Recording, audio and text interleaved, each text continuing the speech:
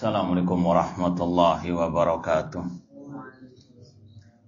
Innal hamdalillah nahmaduhu wa nasta'inuhu wa nastaghfiruh wa na'udzu billahi min syururi anfusina wa min sayyiati a'malina. Man yahdihillahu fala mudhillalah wa man yudlil fala hadiyalah. Ashhadu an la ilaha illallah wahdahu la syarikalah wa ashhadu anna Muhammadan abduhu wa rasuluh. Ya ayyuhalladzina amanu taqullaha haqqa tuqatih wa la tamutunna illa wa antum muslimun. Ya ayyuhan nasu taqu rabbakumul ladzi khalaqakum min nafsin wahidah wa khalaqa minha zawjaha wa batha minhuma rijalan katsiran wa nisaa'a wattaqullaha alladzi tasaaluna bihi wal arham innallaha kana 'alaikum raqibah. Ya ayyuhalladzina amanu taqullaha wa qulu qawlan sadida yuslih lakum a'malakum wa yaghfir lakum dhunubakum wa may yuti'illaha wa rasulahu faqad faza fawzan 'azima. Amma ba'd, fa inna asaqal hadits kitabullah wa khairal hadi hadi Muhammadin sallallahu alaihi wasallam wa syarrul umuri muhdatsatuha wa kullu muhdatsatin bid'ah wa kullu bid'atin dhalalah wa kullu dhalalatin finnar. Ma'asal muslimin ikhwani fillah wa akhwati, bapak-bapak, ibu-ibu, saudara-saudari rahmani wa rahmakumullah. Alhamdulillah, segala puji bagi Allah Subhanahu wa taala yang mempertemukan kita kembali dalam kajian kitab Mukhtasar Sahih Bukhari, ringkasan kitab Sahih Bukhari oleh Imam Az-Zabidi rahimahullah taala, dan kita masih dalam pembahasan Kitabus Shaum, hadis-hadis tentang puasa. Kita sampai pada bab malam yada qaula zur wal amala bihi fi Ramadan. Dan sudah kita sampaikan, di antara persiapan kita menyambut Ramadan, harus kita banyak berdoa kepada Allah Subhanahu wa taala. Semoga Allah Subhanahu wa taala mempertemukan kita dengan bulan suci Ramadan dalam keadaan sehat walafiat, imanan wahtisaban. Dan semoga Allah Subhanahu wa taala menyembuhkan yang masih sakit hari ini. Taib, bab, kata Imam Bukhari, bab barang siapa yang tidak mau meninggalkan ucapan dan perbuatan dusta di bulan suci Ramadan. An Abi Hurairah radhiyallahu ta'ala anhu qala Rasulullah sallallahu alaihi wasallam, dari sahabat Rasul yang bernama Abdurrahman bin Sakhr yang dikenal dengan Abu Hurairah radhiyallahu ta'ala anhu, beliau berkata, Rasul sallallahu bersabda, "Man lam yada qaula zur wal amala bihi falaysa lillahi hajatun fi an yada ta'amahu wa syarabahu." Barang siapa yang tidak meninggalkan ucapan dusta dan perbuatan dusta, maka Allah tidak butuh untuk dia meninggalkan makanan dan minumannya. Seorang muslim yang sedang berpuasa, terutama di bulan yang mulia, di bulan suci Ramadan, selayaknya dia menjiwai bahwasanya Ramadan itu untuk pembentukan la'allakum tattaqun, agar kalian bertakwa. Maka tidak cukup hanya sekedar meninggalkan makanan dan minuman saja, namun juga harus dijaga ucapannya, dijaga perbuatannya dari hal-hal yang diharamkan oleh Allah Subhanahu wa taala. Di antaranya ucapan dan perbuatan dusta. Kalau dia puasa namun tetap berkata, berbuat yang dilarang oleh Allah Subhanahu wa taala, maka ini berdampak kepada pahala puasanya, kata para ulama, dia juga menanggung dosa yang kaidahnya setiap waktu yang mulia pahala dilipat gandakan, dosa juga sama dilipat gandakan. Puasanya sah-sah saja insya Allah, tapi pahalanya yang akan bisa berkurang, bahkan bisa jadi tidak dapat pahala puasa. Bedakan antara gugur kewajiban puasanya dengan dia tidak mendapatkan pahala dari ibadahnya tersebut. Sekali lagi, seorang yang berpuasa, terutama tadi di bulan suci Ramadan, harus betul-betul menahan diri dari segala hal yang dilarang oleh Allah Subhanahu wa Ta'ala. Kalau dia di siang hari bisa menahan diri dari makan dan minum, yang itu asalnya mubah, dia sanggup. Apalagi ucapan dusta yang sebetulnya 24 jam itu haram. Selamanya itu haram. Namun ini lebih ditegaskan ketika puasa. Jadi jangan salah paham juga. Berarti kalau malamnya boleh Ustaz tidak mengamalkan naudzubillahi min dzalik. Ini seperti yang sudah kita sampaikan pada kesempatan yang lalu tentang ucapan kotor ataupun hal-hal yang tidak dicintai dan diridhoi oleh Allah Subhanahu wa Ta'ala. Makanya Rasul dalam hadis yang lain mengatakan, laisa siyamu minal akli wa syurbi wa innamas siyam minal lagwi wa minar rafath. Puasa, kata Rasul, bukan sekedar menahan makan dan minum, namun juga menahan dari ucapan yang kotor ataupun hal-hal yang sia-sia. Ini adab ketika seorang muslimah berpuasa, terutama di bulan suci Ramadan. Kemudian kita lanjutkan bab berikutnya. Bab hal yakulu ini saimun idza syutima. Bab apakah orang itu mengatakan saya sedang puasa kalau dia dicaci maki. Ini hadisnya sudah kita lewati, cuma lebih dikhususkan lagi dalam bab ini oleh Imam Al-Bukhari. Dari Abi Hurairah radhiyallahu anhu juga, beliau mengatakan Rasul SAW bersabda, kullu amali ibni Adam lahu ila siyam. Allah berfirman dalam hadits qudsi, ini sudah kita lewati juga beberapa riwayatnya. Setiap amalan anak Adam itu baginya kecuali puasa. Kemudian kata Allah, fa innahu li. Sesungguhnya puasa itu milikku wa ana ajzi bih. Karena aku yang akan membalasnya langsung. Sudah kita sampaikan lanjutan hadisnya. Kalau amalan selain puasa, satu kebaikan dilipat gandakan menjadi 10 pahala sampai ke 700 kali lipat. Namun puasa lebih dari itu. Sekali lagi, kalau mungkin orang itu bersedekah, bisa dilipat gandakan satu kebaikan 10 pahala, bahkan bisa dilipat gandakan tergantung niatnya, tergantung waktunya, bisa sampai 700 kali lipat.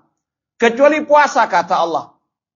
Itu bisa lebih dari 700 kali lipat dilipat gandakan oleh Allah Subhanahu wa Ta'ala. Ini keistimewaan puasa Ramadan khususnya. Maka seorang muslim wajib betul-betul mengagungkan bulan yang luar biasa, ladang pahala bagi setiap muslim-muslimah. Kemudian dalam lanjutan hadisnya, ini dipotong oleh penulis Imam Az-Zabidi. Dalam riwayat yang pertama kita sampaikan, idza syatama au qatalah ahadun falyakul innimruun shaimun.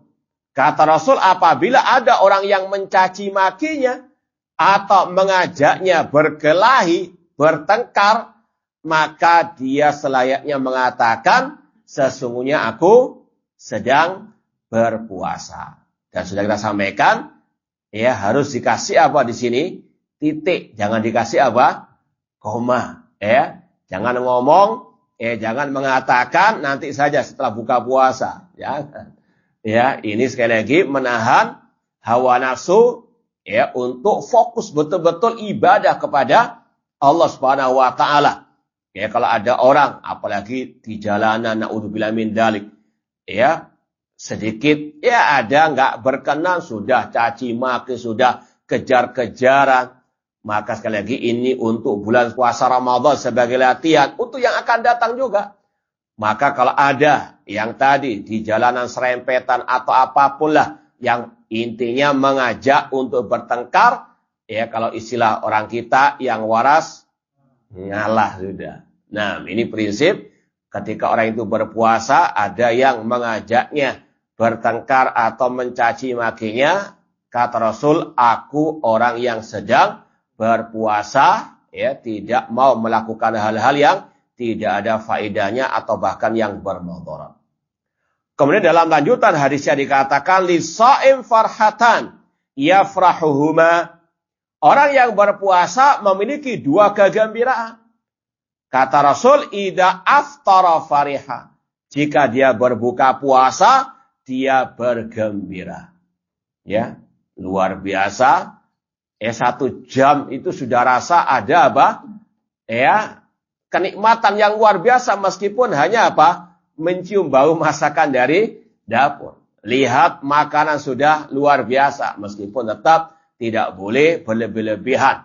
Ya, kadang memang setiap orang ada selera nafsu makan yang berbeda-beda, namun intinya kulu washrabu wala tusrifu. Makan dan minumlah, namun jangan berlebih-lebihan. Ya, buka puasa sikat semuanya, tarawihnya angop-angop. Ya, ngantuk dan seterusnya, maka harus dijaga. Ketika siang bisa ngerem, maka malamnya ketika berbuka juga bisa ngerem agar masih bisa melanjutkan ibadah salat tarawih, mungkin baca Quran dan seterusnya. Namun intinya ini kegembiraan yang luar biasa. Bahkan dalam masalah ini bukan hanya orang muslim saja yang bergembira, orang kafir juga apa? Bergembira karena bisa apa? Ya, jualan takjil dan sebagainya. Ini ya Islam rahmatan lil alamin. Cuma ini ya dikhususkan bagi orang muslim, bagaimana kegembiraannya ketika dia mau berbuka puasa. Kemudian lebih dari itu, kata Rasul yang kedua kegembiraannya, idza laqiya rabbahu fariha bisaumihi. Apabila dia berjumpa dengan Rabbnya pada hari kiamat, dia berbahagia, bergembira dengan pahala puasanya. Dan sudah kita lewati pada pertemuan yang lalu, bahwasanya bagi yang berpuasa disediakan pintu khusus di surga. Namanya apa? Bab Ar-Rayyan. Ya, ini keutamaan yang khusus, yang istimewa bagi yang berpuasa. Kita lanjutkan lagi, bab yang keenam, bab as-saumu liman khafa ala nafsihi al-uzubata. Bab berpuasa disyariatkan, ini disunahkan bagi yang khawatir akan kejombloannya. Kitab puasa ini Imam Bukhari masukkan bukan hanya berkaitan dengan puasa Ramadan saja, namun lebih umum. Ada yang berkaitan dengan yang wajib, demikian pula yang mustahab. Di antaranya di sini ada bab puasa itu disyariatkan, disunahkan, terutama bagi yang khawatir akan kejombloannya yang akan bisa mengantarkan ke dalam hal-hal yang diharamkan. Kita baca hadisnya. An Abdillah radhiyallahu ta'ala anhu qala, kunna ma'an Nabi sallallahu alaihi wasallam faqala. Kami dahulu bersama Nabi SAW, lalu beliau bersabda, man istata'al ba'ata falyatazawwaj. Barang siapa yang sudah punya kemampuan lahir maupun batin, maka hendaklah dia segera menikah. Falyatazawwaj. Apa faedahnya? Fa'innahu aghaddu lil basar. Karena dengan menikah bisa menundukkan pandangan. Wa ahsanu lil farj. Dan itu bisa menjaga kemaluan atau kehormatan. Inilah sekali lagi Islam menjaga kehormatan manusia, dan diantaranya dengan disyariatkannya menikah. Dengan menikah insya Allah akan bisa menundukkan pandangan, akan bisa apa? Menjaga kehormatan. Wa man lam yastati' fale bisaum. Namun jika masih belum mampu untuk menikah, maka layaknya seorang yang tadi jomblo yang belum menikah memperbanyak puasa. Ya, kalau Ramadan sudah wajib, ini mungkin lebih dianjurkan pada waktu di luar Ramadan. Puasa sunnah Senin Kamis, puasa Daud 3 hari setiap bulan. Fa inna lahu wija, karena puasa itu seperti perisai, menahan diri dari hal-hal yang diharamkan oleh Allah Subhanahu wa ta'ala. Bisa menahan hawa nafsunya. Ini salah satu fungsi faedah dari berpuasa. Kalau itu puasa sunnah, apalagi puasa yang wajib. Ini juga adab ketika seorang muslim berpuasa di bulan suci Ramadan, wajib menjaga pandangannya dan juga kehormatannya. Kemudian bab yang ke-7, bab qaulin Nabi SAW, idza ra'aitumul hilal fasumu wa idza ra'aitumuhu fa'aftiru. Bab, kata Imam Bukhari, bab sabda Nabi sallallahu alaihi wasallam, apabila kalian melihat hilal maka berpuasalah. Dan apabila kalian melihat hilal maka berbukalah alias beridul fitrilah. Ini sudah kita bahas hadisnya dalam bab yang ke-3. Namun ini Imam Bukhari mengkhususkan dalam bab yang kita baca tadi. Karena memang inilah metode yang benar dalam menentukan awal Ramadan dan awal Syawal atau Idul Fitri. Kita baca hadisnya. An Abdullah ibni Umar radhiyallahu ta'ala anhuma, anna Rasulullah SAW qala. Dari Abdullah bin Umar radhiyallahu anhuma, beliau berkata bahwasanya Rasulullah SAW bersabda, asyahru tis'un wa ishruna lailatan. Bulan Hijriah itu ada 29 malam. Ana ulangi lagi, Rasul mengatakan bulan Hijriah itu jumlah malamnya ada 29. Fala tasumu hatta tarau. Kata Rasul, jangan kalian puasa, itu Ramadan, sampai kalian melihat al-hilal. Kalau dalam riwayat sebelumnya, dari sahabat Abdullah bin Umar juga, idza ra'aitumu fasumu. Jika kalian melihat hilal, maka berpuasalah. Dan sudah kita sampaikan, inilah yang telah disepakati para sahabat, para tabi'in, para tabi'ut tabi'in. Tidak ada satupun dari mereka yang memakai metode lain. Hanya satu metode yang mereka pakai untuk menentukan awal Ramadan ataupun awal Syawal ataupun Idul Fitri. Dengan ru'yatul hilal. Kalau tanggal 29 Sya'ban, ketika di ru'yah hilalnya tidak terlihat, maka genapkan bilangan Sya'ban menjadi 30 hari. Kalau dilihat, maka besoknya berpuasa. Nggak bisa. Setahun, 2 tahun sebelumnya, bahkan 10 tahun sebelumnya sudah bisa ditentukan. Ini sekali lagi metode yang menyelisihi ajaran Rasulullah SAW. Tidak ada satupun dari para salaf yang memakai metode al-hisab. Bahkan Imam Ibnu Hajar al-Asqalani rahimahullah ta'ala mengatakan wa ijma'us salaf hujjatun alaihim. Ijma' salaf, para sahabat tabi'in dan tabi'ut tabi'in itu membantah yang memakai metode selain ru'yatu al-hilal. Ini adalah masalah agama, dan masalah agama hanya berdasarkan Al-Quran dan Sunnah dengan pemahaman para salafus saleh. Kemudian kata Rasul SAW, fa in humma alaikum fa'akmilu al-iddata salasin. Kalau langit tertutup mendung malam 29, maka genapkan bilangan bulan tersebut menjadi 30 hari. Entah awal Ramadan atau awal Syawal. Kalau sekali lagi bulan Sya'ban malam ya di tanggal 29 sore harinya tidak terlihat hilal, genapkan 30 hari di bulan Sya'ban, demikian pula dengan Ramadan. Maka seorang muslim yang bijak tidaklah dia mengikuti kecuali Rasulullah sallallahu alaihi wasallam. Allah berfirman, "Wa ma kana lil mu'minin wala mu'minatin idza qadallahu wa rasuluhu amran an yakuna lahumul khiyaratu min amrihim." Tidak selayaknya bagi orang mukmin dan mukminah apabila Allah sudah memutuskan suatu perkara, Rasul sudah memutuskan suatu perkara, tidak layak baginya memilih pilihan yang lain. Allah dan Rasulnya sudah memilihkan metode yang satu ini, metode ru'yatul hilal. Maka tidak sepatahnya kata Allah orang mukmin cari metode yang lain. Ditambahkan lagi riwayat berikutnya, an Ummi Salamah radhiyallahu anha, anna Nabiyya sallallahu alaihi wasallam ala min nisaihi syahran.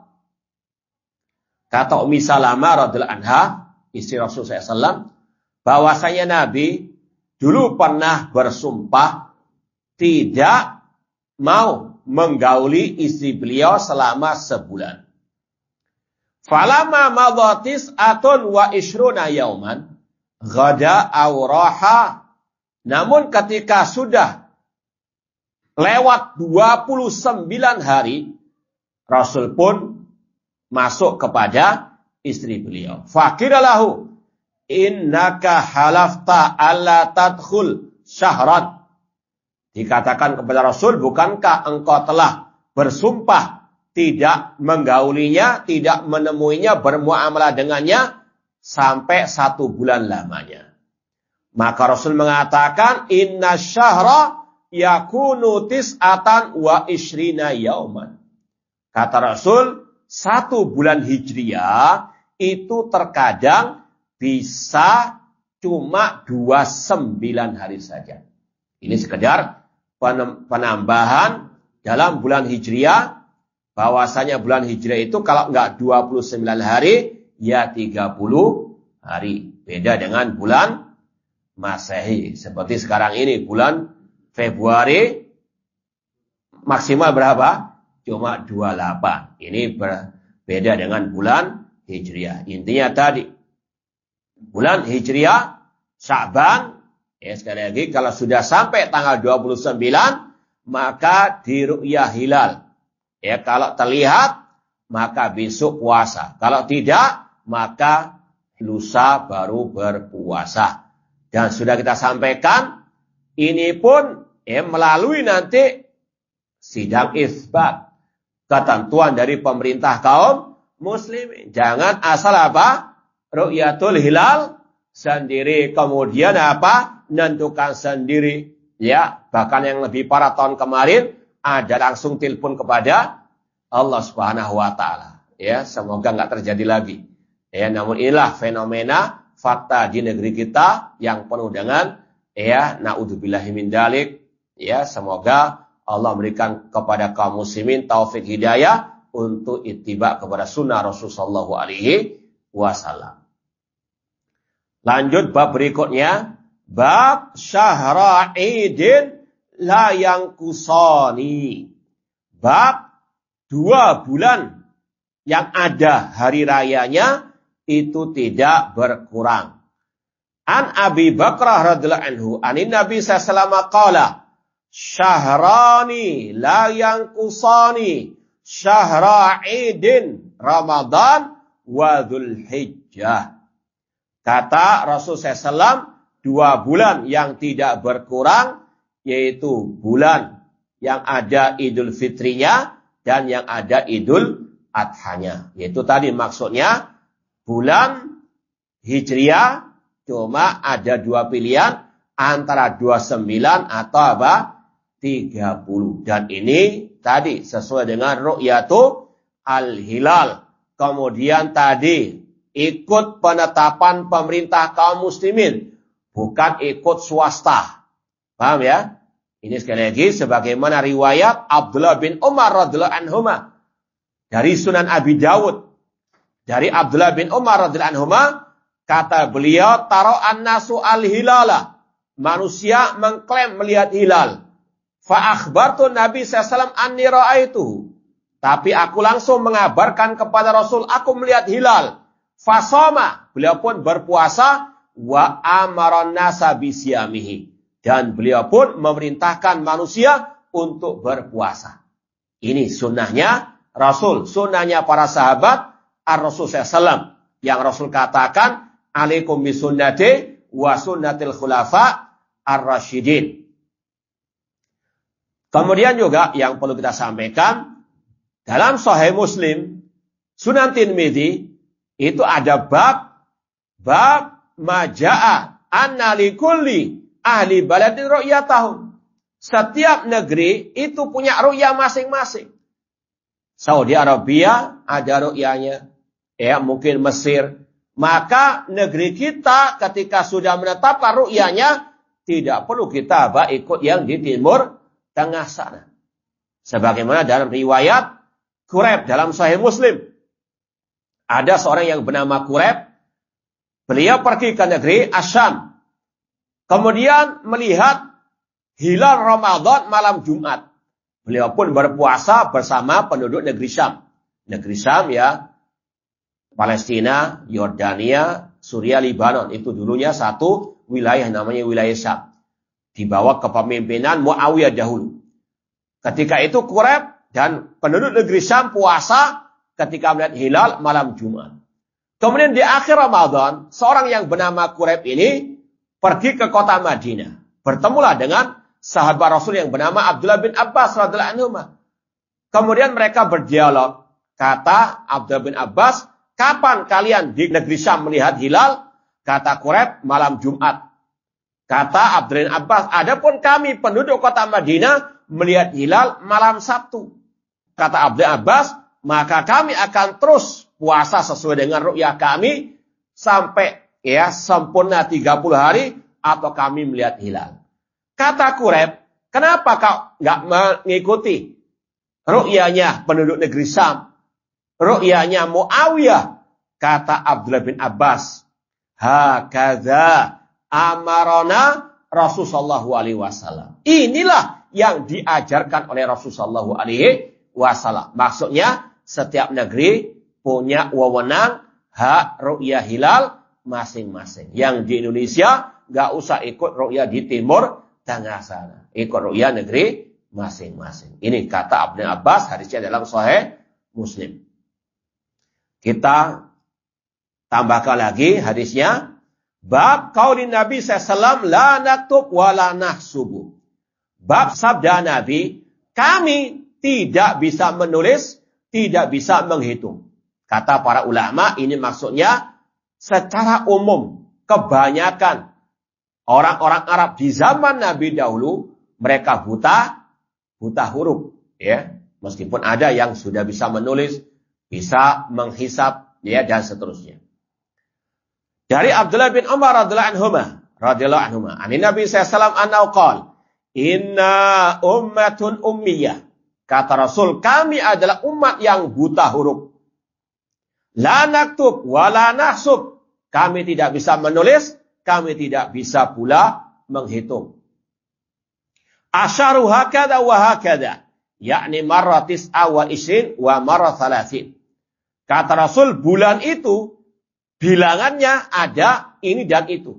Dalam penjelasan para ulama, dengan isyarat Rasul mengatakan, ya, bulan itu ada dua ya, pilihan. Antara 29, kata sebagian ulama, mengisyaratkan dengan jari beliau 2 kali. Ini 20. Ditambah apa? 9. Atau ditambahkan 10 lagi berarti 30. Intinya tadi sama dengan tadi. Bulan Hijriah cuma ada 2 pilihan. Antara 29 ataupun 30. Dan dari kata-kata Rasul, kami umat yang buta huruf, kami umat yang tidak bisa menghitung, kata para ulama, ini menunjukkan Islam itu mudah. Bahwasanya cukup dengan ru'yatul hilal. Gak usah pakai apa? Perhitungan-perhitungan yang ruwet, ya. Demikian pula sebagaimana waktu sholat. Itu sudah ada apa? Patokannya orang awam pun bisa. Ini sekali lagi untuk membantah orang-orang yang memakai metode hisab dalam penentuan awal Ramadan, awal Idul Fitri ataupun Syawal. Karena Islam itu mudah, orang awam pun sebetulnya bisa langsung tahu kapan masuknya awal apa? Ramadan dengan ru'yatu al-hilal. Terakhir, karena ini berkaitan dengan hari-hari seperti ini. Bab la yataqaddamanna Ramadan bisawmi yaumin wala yaumain. Dilarang puasa sehari atau 2 hari sebelum Ramadan. Hadisnya an Abi Hurairah radhiyallahu anhu an Nabi sallallahu alaihi wasallam la yataqaddamanna ahadukum Ramadan bisawmi yaumin aw yaumain. Kata Rasul, tidak boleh seorang dari kalian mendahului Ramadan dengan puasa sehari atau 2 hari. Illa an yakuna rajulun kana yasumu soman falyasum dalikal yaum. Kecuali kalau dia sudah terbiasa puasa di awal Sya'ban, maka lanjut tidak ada masalah sampai akhir Sya'ban. Ya, namun kalau yang pertama, daripada anak nanti kebablasan, ya salah ru'yah hilal, demi kehati-hatian, anak mulai apa? Puasa, ya mulai hari ini misalnya. Sampai nanti keputusan isbat kapan, ikut terus. Ya, namun apa? Dalam rangka kehati-hatian, mendahului Ramadan sehari ataupun 2 hari sebelumnya. Ini kata Rasul dilarang. Ya, maka puasa Ramadan mulainya dengan ru'yatul hilal. Niatnya baik, kehati-hatian, namun tidak ada contohnya, tidak dibenarkan oleh Rasulullah SAW. Kecuali tadi, kalau dia sudah terbiasa puasa Sya'ban, ya mungkin puasa Senin Kamis, lalu dia lanjutkan misalnya besok masih ada Kamis, Senin kemarin sudah puasa, tidak ada masalah. Namun kalau memulainya sehari misalnya Kamis Jumat atau Jumat Sabtu besok, ya untuk kehati-hatian biar nggak kelewatan Ramadan, maka ini yang dilarang oleh Rasulullah SAW. Ya, saya rasa cukup. Barangkali ada yang mau ditanyakan sebelum kita tutup. Tafadhol. Assalamualaikum. Ya. Bagaimana hukumnya saya itu tidak menyampaikan ketika ditanya, tidak menyampaikan sesuatu atau menutupi yang tujuannya itu untuk menyembunyikan amal kita, amal soleh kita ini. Apakah kena berbohong atau seperti apa? Iya, kalau kita ditanya ya tentang amalan ya kebaikan amal yang kita lakukan karena khawatir riya ya, maka kita terus terang saja yang pertama, mohon maaf ini privasi ana nggak bisa jawab ya. Adapun kalau kita berdusta ini nggak benar. Meskipun dengan tujuan apa? Menutupi. Nah, ya kasih kata-kata yang tidak ada unsur dusta, namun dengan apa? Ya tegas tadi, ini masalah privasi, agak mau apa? Menyampaikan ke hadapan umum. Kemudian yang lebih baik, kalau memang amalan itu bisa kita jaga niatnya ikhlas, dan kita bisa berikan contoh kepada yang lain, tidak ada masalah. Jadi kaidahnya, nggak semua amal soleh itu harus disembunyikan dan nggak harus semuanya publish istilahnya. Contoh, mungkin ada di antara antum sebagai pimpinan di sini, ya kemudian dia bersedekah di hadapan anak buahnya, ya untuk memberikan contoh, tidak ada masalah. Yang penting ikhlasnya. Disembunyikan, tapi kalau hatinya nggak ikhlas, ya samirawa. Ya, misalnya ya, kita sedekah kepada orang fakir di pinggir jalan. Awalnya ikhlas mungkin, tapi dalam hati di perjalanan, semoga tadi ada yang ngerekam nanti diviralkan. Ini sama saja, nggak ikhlas juga, parah juga itu. Ya, yang penting tadi jaga keikhlasan. Kalau seandainya kita bisa menjaga keikhlasan, kemudian kita sampaikan kepada orang itu dalam rangka agar orang itu bisa mencontoh Dan dia kalau bisa mencontoh, kita dapat pahala 2 kali lipat. Ya, pahala kita bersedekah, pahala kita dijadikan apa? Suri teladan. Bukankah Rasul bersabda, "Man da'a ila huda, kana lahu ajru wa ajru man amila bihi." Barang siapa yang memberikan contoh yang baik, ya, menyampaikan kepada kebaikan, baginya pahalanya dan pahala orang yang mengikutinya. Makanya dulu ada kisah, sekelompok orang musafir datang kepada Nabi dan para sahabat. Mereka dalam keadaan membutuhkan bantuan. Kata Rasul, siapa yang bisa membantu orang ini? Sebagian sahabat membawa, ya mungkin kayak keranjang kurma, satu plastik kurma lah, disedekahkan. Yang lain ikut-ikutan. Maka Rasul mengatakan, "Man sanna fil islami sunnatan hasanah, falahu ajruha wa ajru man amila biha." Barang siapa yang memberikan contoh yang baik dalam Islam, menghidupkan sunnah yang baik dalam Islam, baginya pahalanya dan pahala orang yang mengikuti. Ya, sekali lagi harus kita tahu, nggak semua amal soleh itu harus ditutupi, nggak semua harus publikasikan. Yang pertama, yang paling utama, tetap jaga keikhlasan. Paham insyaallah ya. Allah Ta'ala. Nah, tafadhal. Assalamualaikum warahmatullahi wabarakatuh. Ini terkait fidyah. Tadi disampaikan kan bilangannya 29 ya. Ya. Atau 30. Nah. Kita misalnya tahu nenek kita nggak bisa melakukan puasa. Gitu. Nah, apakah kita nanti membayarkan fidyahnya itu digenapkan 30, kemudian apakah sebaiknya itu diberikan pada saat Ramadan atau setelah? Taib, yang paling afdol kalau waktunya Ramadan, ya. Kemudian kalau mau sekedar istilahnya ihtiyat, ya, dalam artian menjaga-jaga, maka kalau kita fidyahnya kita bayarkan di awal atau pertengahan Ramadan, kita bayarkan 30, kalaupun nanti 29 yang satunya niatkan untuk sedekah saja. Ya. Namun kalau misalnya kita mau 29 saja, nanti kalau sudah sidang isbat menentukan masih digenapkan 30, ya tinggal nambah 1 porsi saja. Selesai masalah. Insyaallah mudah. Nah, wallahu ta'ala. Ada yang lain? Ya, silakan. Waalaikumsalam warahmatullahi wabarakatuh. Kita tahu kan bahwa jika kita belum melunasi, misalnya pada tahun sebelumnya kita mempunyai puasa yang misalnya kita nggak bisa puasa rentang, ya.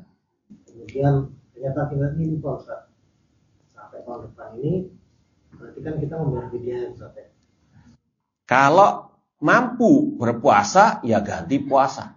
Misalnya masih sekarang ini ada waktu hari Kamis, Jumat, Sabtu. Misalnya, saat ini Sabtu masih belum masuk awal Ramadan, masih ada waktu 3 hari. Seandainya ya kita utang 3 hari atau 2 hari, masih ada waktu. Itu tidak ada masalah, karena ini tidak ada kaitan dengan kehati-hatian memulai puasa sebelum awal Ramadan. Nah, misal ketika kita tahun lalu, ya, itu ternyata kita ini lupa, misal kita sakit. Nah, Kita ini lupa, misal kita sakit berapa hari ya, 2 hari atau 3 hari.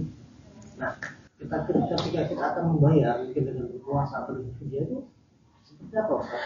Karena kita ini lupa nih jumlah kita nggak jelas tadi. Iya, wallah alam. Setahu saya mirip dengan orang yang ragu ketika sholat antara 2 atau 3. Nah, kata ulama ambil yang lebih banyak, 3 hari. Ya, jadi kalau kita ragu 2 atau 3 hari yang kapan lalu kita kelewatan nggak puasa karena sakit, maka ambil yang lebih banyak, 3 hari misalnya tadi. Wallahu ta'ala. Tapi ya tadi, kalau memang karena sakit yang itu masih bisa sembuh, ya maka tidak boleh fidyah. Kecuali kalau orang itu meninggalkan puasa Ramadan karena sakit yang kronis, yang istilahnya permanen, dokter mengatakan ya tidak ada harapan sembuh, kalau dia berpuasa akan tambah sakit, maka membayar fidyah. Dan ini yang sudah kita sampaikan, orang yang sakit ada 3 kategori. Sakit yang tetap wajib dia puasa. Ya, sakit kulit misalnya. Kan nggak ada hubungannya dengan apa? Ya, puasa. Yang kedua, sakit yang masih ada harapan untuk sembuh, maka dia di hari Ramadan tidak wajib puasa, mengganti di selain Ramadan. Yang ketiga, penyakit yang kronis, yang tadi permanen, yang tidak bisa sembuh sesuai dengan ilmu medis, maka cukup membayar fidyah saja, nggak perlu mengganti. Wallahu a'lam. Gimana? Lanjut atau ada pertanyaan? Silakan. Terkait dengan sedekah dan Ramadan. Nah, apakah kita boleh mengatur timing sedekah itu? Misalkan ini kan belum Ramadan. ya. Tahan dulu.